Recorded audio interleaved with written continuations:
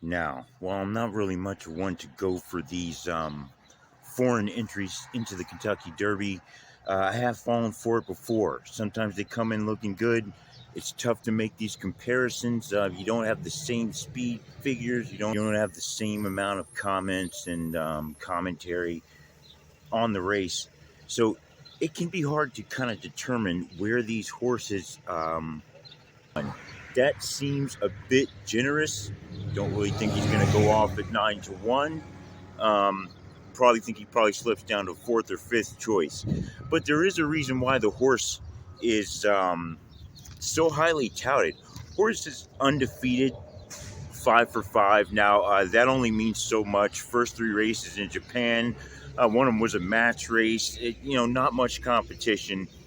He did face his toughest competition, though, in the Saudi Derby. Got that win at the mile in 136. He was running against this horse, Book Dano. Bookham Dano. Bookham Dano, they're saying, is looking like he might run in the Pat Day Mile on Derby Day, so you might want to keep an eye out for him. They had a pretty thrilling race. Bookham Dano looked like he had this race forever young, looked like he had flattened out. And then he was able to just really keep it rolling. I'm not sure what the fractions were, so like I said, it was hard to tell, how the pace of the race really developed.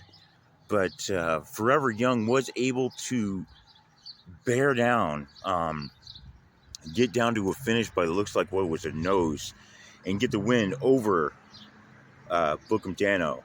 He went on to win the UAE Derby in Dubai, mile in 3/16, 157. Slow time, 2 seconds slower than Jockey, who was in here last year. So you would want to see a better time out of him than that. But I think that 136 in the mile in Saudi Arabia shows that he's a contender. He's got the speed to run with this field.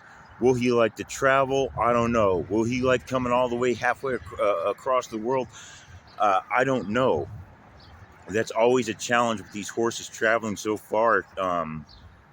You're just not sure how the jet lag and everything is really going to affect this horse. Yes, jet lag affects horses too. But Forever Young is one you might want to consider. Pedigree-wise, out of Real Steel from Japan. Now, when you look, you got to go back a couple of generations, but you got Sunday Silence in there. You've got Stormcat, AP Indy. You got Deputy Ministers out of the Native Dancer line. So that ties him and makes him a cousin of Northern Dancer. So Forever Young is not a slouch. He earned his way into the race. Got decent races coming in, undefeated. It's just hard to pick a horse like this to win. Might want to go with him in an exacta or an exacta or a try. Maybe even the super. Gonna have his work cut out for him. I'm not sure who's gonna be riding him. We'll see, but Forever Young's one you might want to keep an eye on. He could be a surprise for your exotics.